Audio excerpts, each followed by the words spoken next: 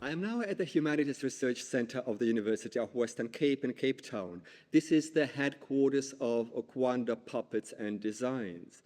Ukwanda is a young company that specializes in life-sized animal puppets, including Homo sapiens. Their particular attention and love to detail make them so interesting for me.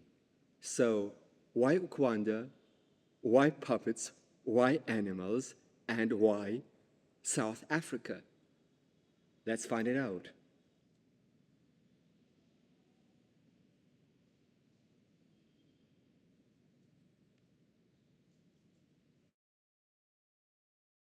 It's a closer language that means to expand, to grow more and more.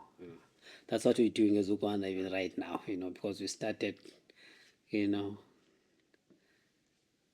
when we have nothing, up to today, that means, yeah, we are growing, we are expanding. It started as a community dance group. And then we were having kids in the Masiphumelele. They were sort of dancing, music, drums, and all of that. That's why we called it a community development. And then I was still in high school back then. I was doing grade 12. And then Luyanda and Netile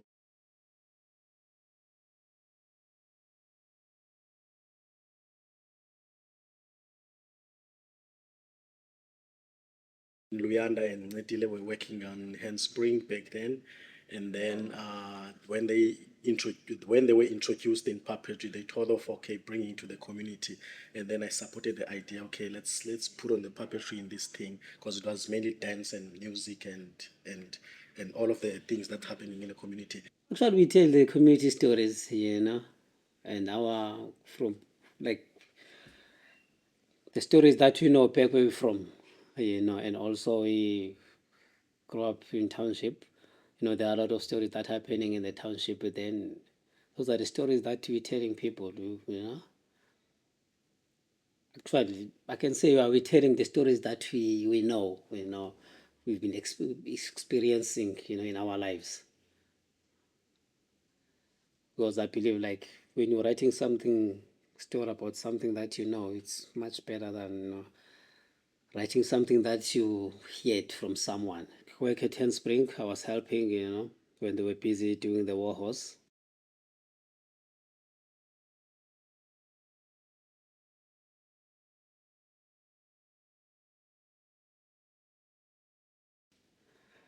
And it was my first time to see the puppets. That's where I was introduced in puppet. You know, Otherwise, I ended up falling in love with the puppet. After I had the opportunity to watch the rehearsals that were happening at that time at Handspring.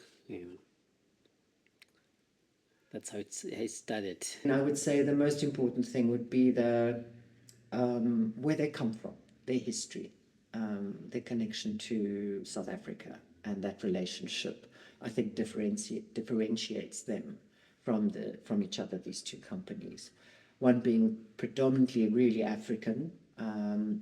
Handspring plays between Africa and Europe in terms of their content and the way that their shows are created and designed. When we were doing the community development, we actually formed our own puppet play before, like handspring. I mean, without handspring. And then when we had a performance in our space in Masiphumelele, we invited Basil and Adrian.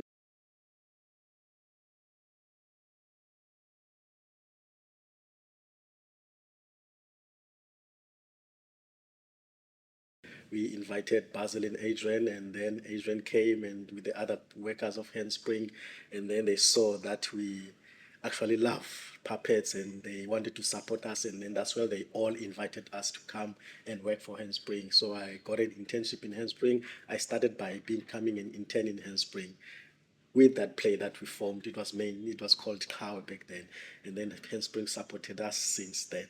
How that means a hero. Because what happened, I went to library to look for to.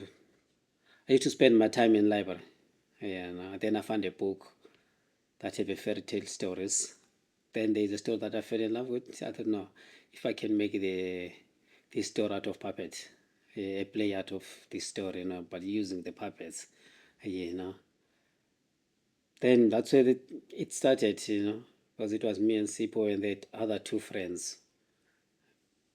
Then we wrote the play, we made the puppet, but now we didn't have the equipment, Then we asked the handspring to borrow some equipment like the backdrop.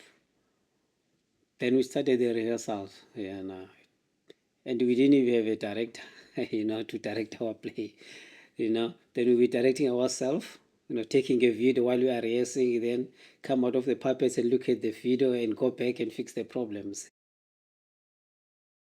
It was about a chief who had a wife, but the first wife couldn't bear children for the chief, and then the chief decided to take the second wife, and then he took the second wife, and then the second wife was able to give chief a son, but then the first wife got jealous now, and then he took the boy and went to hide the boy in the forest, and then the boy grew up in the forest with animals. So that's what we are trying to bring in that play. Like humans in the olden days, they used to communicate well with the animals. They used to live with the animals. They used to actually talk with the animals. They used to listen to the animals. So with that play, we are actually trying to bring that old thing that used to happen in the olden days. We managed to take it to schools, to perform at school, at library. We also took to Grahamstown Festival, and we won the awards, Stand Up Ovation awards. It was a good play, and we managed to cast more actors, and employ them and pay them. It was a good start. There are three of them, Luya, Sipo, and Sipokazi. They all have they're all really good at particular things. And what I love about them is that they own that, they know that, and then together as a group, they make a fantastic unit. And it's a very rare thing to encounter. First of all, to encounter companies in South Africa is very unique. You just don't find that very often. And then to have three people that work together and fit together so beautifully is also a really lovely thing to see. Sometime in 2022, Craig Leo, who's working with us in this project, came from a tour of Little Amal, and then he said, Ukwanda, I want to meet you because I have exciting news. When the head goes forward, the legs go forward. When the head goes forward, then the legs are also going forward. When the head goes back, the legs go back. And then you need to go and watch these. It's a horizontal action. This is a kudu that was built and designed for a project called the Herds, which is a climate change project where we imagine that herds of animals have to migrate, have to leave the Congo Basin because of climate change, because there's not enough food, there's not enough water, their land is being taken away by humans, and they start to travel to find new land, as we do, even as humans. We're displaced, and predominantly through the issue around climate change. And they start to travel north, where other animals join them. And this journey, this migration continues all the way to Europe. Stressful. Why is that? It's because of the material that we are not used to, which is the cardboard. All the material that is eco-friendly, because we are doing the awareness for the planet, for the animals. So every material that we are using in this project is eco-friendly. We need to make sure there's nothing that is harmful to earth, harmful to planet, harmful to animals. Because of the thematic content of climate change, we've working with materials that are recycled predominantly and can biodegrade. So we've got cardboard, we've got plywood. We are working with metal. Obviously, that is something that takes longer to biodegrade, but it still does. We're not working, no plastic at all, and nothing that is like synthetic that will not break down into the earth as needed. Cardboard is a wonderful material to work with. It really is, as you know, but it is also it has its own problems in terms of durability. We're going to be in Central Africa where the moisture in there is intense. So material like this can easily disintegrate. So we've had to find ways of strengthening it.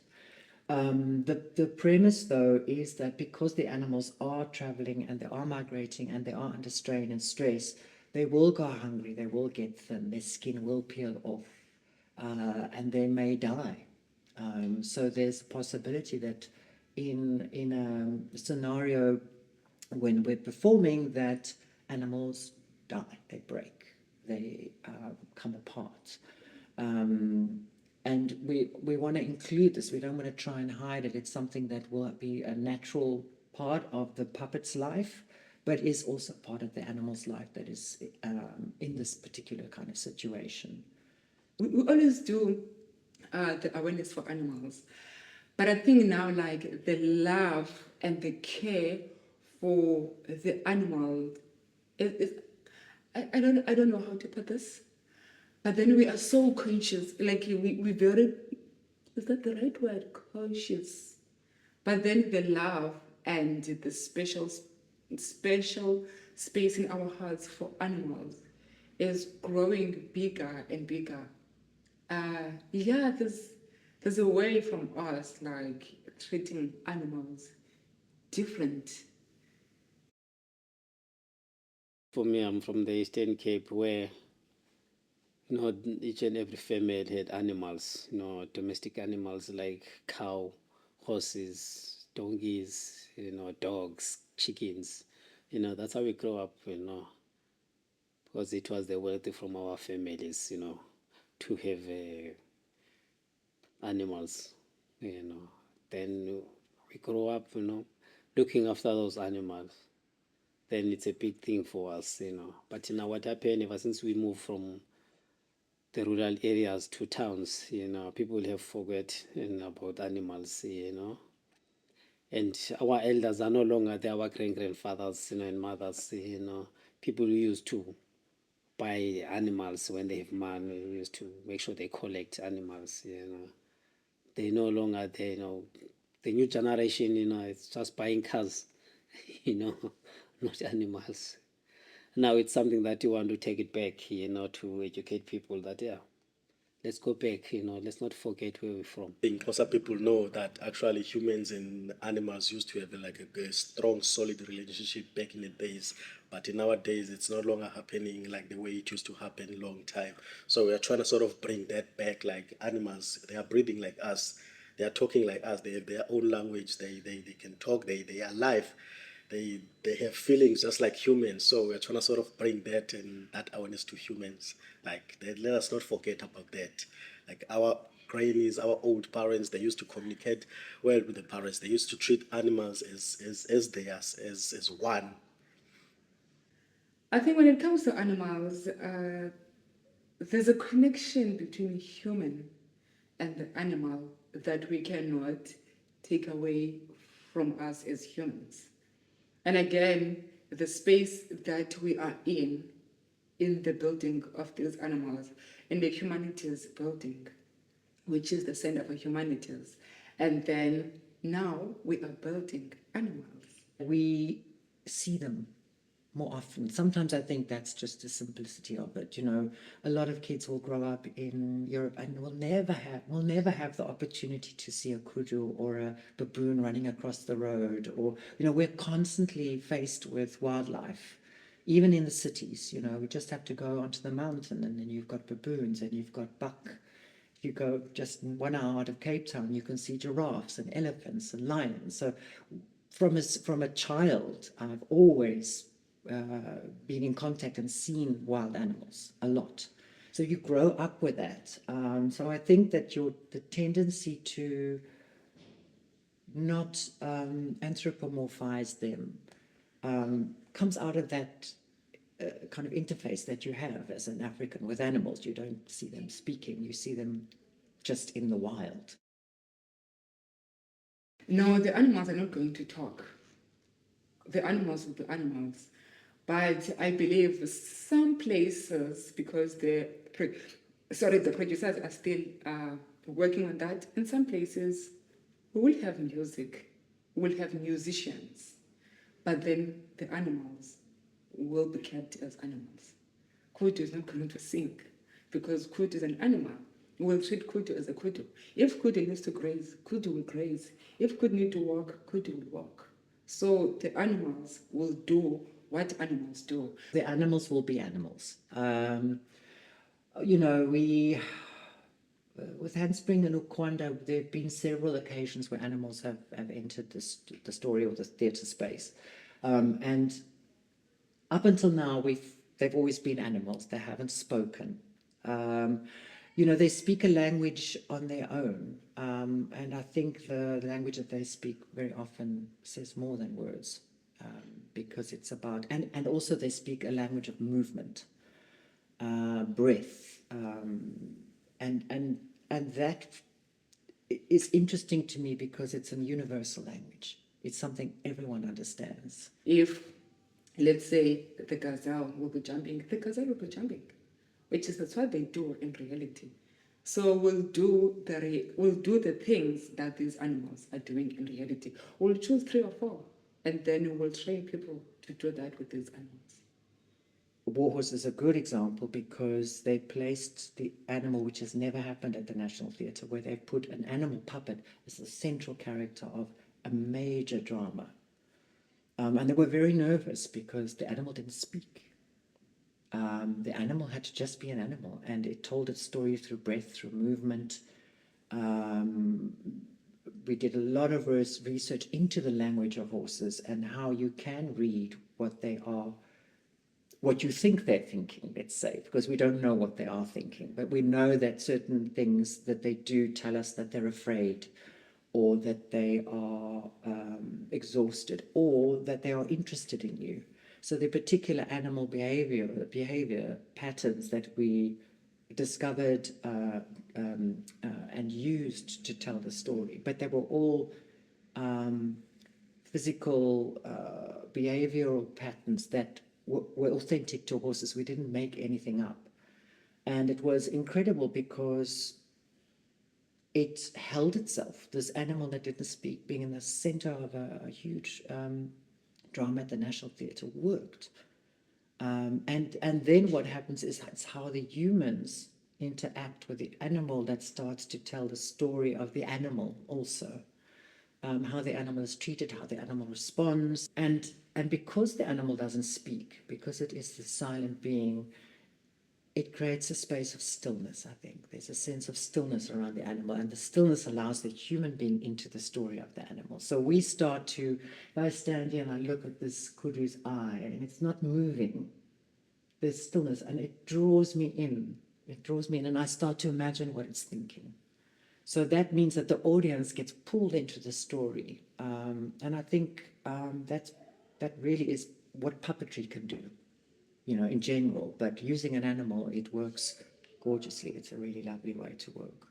Keep animals as animals. Respect the animals. Because I don't see why we can dress the kudu. And once we, for example, once we dress these animals, I think we can somehow lost the actual thing that we are doing for the animals, which is the awareness. So once it's dressed, it's going to be a little bit of a chaos circus, that's not what we are spreading with these animals.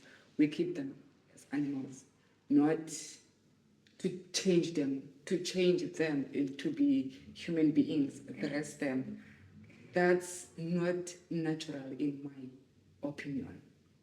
So you think animals don't have to learn how to speak? Animals can learn how to speak, but then not to dress them. Yeah, because in myth or in whatsoever, animals, they do connect with people. For instance, even for me, in my culture, they can say like, the dog can be your ancestor. So the dog sometimes can come into my dreams and speak to me in my dreams, right? and connect with me because we believe that like the dog is my ancestor. So if it appears for me to see the dog in the dreams, that's my ancestors visited me, or the lion. If the lion can appear in my dreams, that's my ancestor. In my home in Eastern Cape, the bee, the dog. So these animals, they are saying if they appear in your dreams, or the bee can visit me nicely, or the bees can visit my place. So I have visitors, which is those visitors are my ancestors, even though it's a bee, it's just a bee. But then if the bee is not hurting me, or the bee can be like a lot of bee inside my house. Maybe I need to do something. I need to consult older people, or I need to brew umqombo to do the African beer for those bees. Maybe later on they can just live peacefully. Growing up from 1992, I think I used to have a good relationship with animals. I used not to be scared of the horses. I used not to be scared of dogs. We used to play together like pigs. I used to play with them. Like we play with the ears, and they would not harm you. But in these days, if you play with a horse, the horse will try and kick you. If you play with the horn of the house, the horn will try and kick you with the horn. So yeah, I think the animals felt that separation, that okay, we are now separated from humans, and humans are there and we are here, and we can't be together. Which is I don't feel like it's a good thing. I feel like you should be together with animals because they're serious, they have feelings, they have brains just like humans. Yeah. When we're doing the ceremonies, definitely we use animals to perform those ceremonies. To communicate with the ancestors, we have to slaughter the animal. Then there are those kind of stories, and that those we are losing those stories now. That is why we have to make sure that every time we keep on making animals and tell those stories, so that the next generation knows that the animals are important, not just only for meat. Because sometimes we'll find like when when they are using animals in the theater, even if it's not a puppet, but then there are certain animals that they are using in their shows as a symbol of a belief in certain cultures. Yeah, it's still there. People, for instance, there's elephant. Elephant is people's clan name. Um, and what are the other animals? There's lots of them. As I was mentioning, the dog, um, the lion. When people how do you call this? In a clan name, I'm like, ish. When they say like you cannot translate Xhosa into English. This is what happened now. Say it in Xhosa. When someone is a tutor, like in this tutor, which is my clan name, saying and there's a connection of animals in that. And then so people can use the animal, tell whatever they want to tell, because it carries a significant meaning in them. So we cannot run away from that. So if they feel like they want to use animals talking in their shows, why not? But then for Ukwanda's signature, as I said from the beginning, we keep animals as animals. They don't talk. Maybe we cannot say like we'll keep them not talking forever. Maybe there will time where like the animals talk, but then again, we'll keep them as animals. People saying like black people are coming from baboons, that's totally rubbish. When it comes to that, you cannot just say like, oh, no, because you're a black person, you're a baboon. No. But then we understand the baboon that they are similar to people, the features and everything, but then you cannot say you are a baboon, you are a monkey. You cannot do that to people. That's totally out of line. But then the connection of African and animal and the relationship is there. The baboons and the monkeys, yeah, that's when like people who are racist can call black people those words. But yeah, I've never been called those names, but then it happens out there. So it's the reality of what happened. What happened in South Africa? One can be called that tomorrow. Even today, somehow there's someone who's being called that. So, yeah. We'll see. We hope that it ended 1994, but No, it didn't. But yeah, we are here to change the world. We will stay positive, especially for the new generation that like don't have that mentality. Don't put it in your mind. It's something that is going to be there, like to teach our children about these things in a right way, not to carry that as something that will go out there and fight people. But then it's the reality that sometimes we'll come across those. Just walk away. I don't know. What we're trying to bring to the world is an awareness of what's happening. I think a lot of people think climate change is just like nonsense. You know, they don't believe it. They don't think it's actually happening, and it is. And I think that we need to just bring that awareness to this crisis. So, you know, and in a very it's not in a kind of didactic, we're not preaching to people. We bring it into the space, you see it, and you should feel something. And I think we're also collaborating. Unfortunately, I don't have all the details because it hasn't all been mapped out yet, but with regards to the performances, you know, we're going to work with dancers, we're going to work with poets, we're going to work with musicians. So there's all this layering of performance and information, you know, woven together in a scenario or a scene is going to be something that hopefully has the power to, even if we change one person, even if the children that see it grow up and think differently about the world, then I think we've done something really good. Out of 100, 10 people will take something out of this. Maybe they will carry on. Even if like when we left Africa, they'd be like, but then if we can do this, we can save the planet. They can connect. Kinshasa can connect with Lagos, can connect with Dakar, can connect with Morocco. So, yeah, we can do it for 100 people. I think it's the same when we are performing from the theater and then you are sending a message. Out of 50 people who are watching, 5 can take something out of what you perform on stage. So we believe what we are doing with this project is going to change someone's life or someone's thinking when it comes to animals, when it comes to planet Earth, when it comes to whatever problems that we are facing because of the climate change. This is something that we love, you know, it's in our hearts.